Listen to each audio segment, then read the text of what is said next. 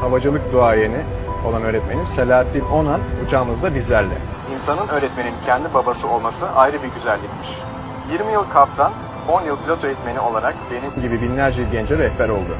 Onları yetiştirdi. Buradan ona tüm öğrencileri adına sonsuz şükranlarımı sunuyor ve ellerinden öpüyorum. İyi ki varsın, iyi ki öğretmenimsin, iyi ki babamsın.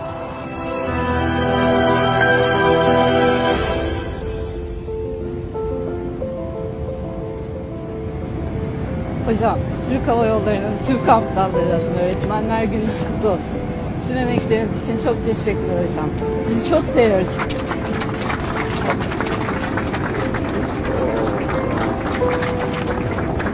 Sağ olun, teşekkür ederim. Buyurun hocam.